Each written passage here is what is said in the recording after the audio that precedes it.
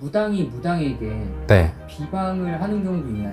너무나 많죠. 비일비재합니다. 실제로 정말 잘 불리셨고 나라만 신이라고도 불렸던 한 선생님이 계셨습니다. 근데 그 선생님에게는 라이벌이 한 분 계셨어요. 그 라이벌이었던 그 선생님이 굉장히 몸이 많이 아파지기 시작합니다. 결국에는 돌아가셨다고 합니다. 하지만 그 살을 날렸던 비방을 했던 그 선생님 또한 그 이후에 얼마 지나지 않아 돌아가십니다. 안녕하세요, 호스트령입니다.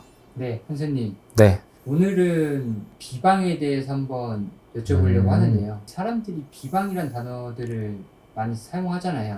네. 이 비방의 의미는 뭘까요? 비방이라는 거는 오래전부터 구전을 통해서 내려온 술법을 이야기하기도 하고요. 사실 무당이 쓰는 방법들은 여러 가지가 있겠죠. 굿이든 부적이든 여러 가지 방법은 있겠지만 비방이라는 거는 사실 그 사람에게 좋은 비방도 사실 있어요. 좋은 비방도 있지만 사실은 비방을 친다라는 개념은 안 좋은 개념에 살을 날린다는 것과 비슷합니다. 이 선생님 무속인이시잖아요. 네, 무당이 무당에게 네. 비방을 하는 경우도 있나요?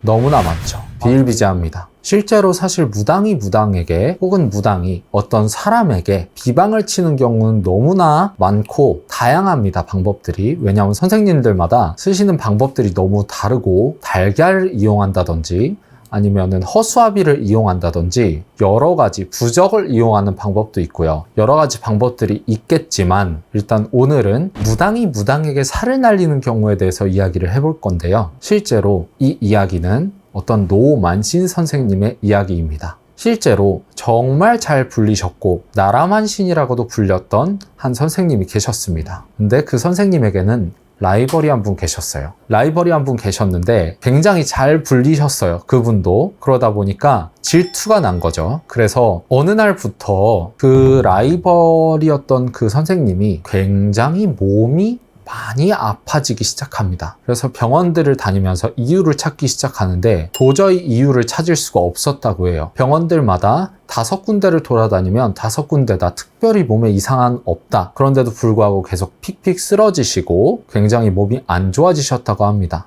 근데 그 선생님의 제자분이 어느 날 굿당에 놀러 갔다가 정말 기가 막힌 이야기를 듣게 됩니다. 그 유명하신 노만신 선생님 밑에 있던 제자분이 잠깐 이야기 좀 할 수 있겠냐라고 해서 따로 그 선생님을 불러냅니다. 근데 그 제자분에게 들었던 이야기가 너무나도 충격적인 이야기인데 노만신 선생님이 아침마다 운동을 그렇게 많이 하셨다고 해요. 그래서 러닝을 하셨는데 집 앞에다가 항상 본인이 걸어 다니는 골목마다 달걀을 이용해서 그분의 성함을 적고 또 여러 가지 방법들이 있었겠죠. 땅에다가 그걸 묻고 아침마다 그걸 밟으셨대요. 그래서 그렇게 몸이 안 좋아진 거다. 그런 식으로 비방을 친 거다라고 이야기를 하셨었고 이제 그 제자분이랑 라이벌 선생님이랑 같이 노만신 선생님을 찾아가게 됩니다. 이런 이야기를 들었는데 어떻게 노만신 그렇게 유명한 사람이 그런 짓을 할 수가 있느냐 그랬더니 그 만신 선생님이 하시는 이야기가 더 과간이었습니다. 내가 설마 너희 신어머니 죽으라고 그랬겠니? 라고 하시는 말씀을 듣고 정말 기가 찼다고 하십니다. 그렇기 때문에 평상시에 너무나 멀쩡하셨던 70세가 넘도록 정정하셨던 그 선생님이셨는데 그런 비방을 당하고 나서 몸이 점점 안 좋아지시더니 결국에는 돌아가셨다고 합니다. 하지만 그 살을 날렸던 비방을 했던 그 선생님 또한 그 이후에 얼마 지나지 않아 돌아가십니다. 그렇기 때문에 사실 누군가에게 살을 날리거나 비방을 하는 것은 고스란히 본인의 몫이고 본인에게도 돌아올 수 있다는 것을 꼭 알아야 합니다. 저희 무당들은 천신동이가 있어요. 천신동이가 있기 때문에 천신동이와 팥을 이용해서 비방을 알아내는 방법도 있고요. 기도를 통해서 알려주시기도 합니다. 너에게 누군가가 살을 쳤다 라고 알려주시기도 하기 때문에 그런 부분에 있어서는 당연히 어느 정도 선에서는 장군님, 신장님 또한 신령님 선들에서 지켜주시지만 그렇다고 해도 너무 강한 비방을 치면은 그런 부분들이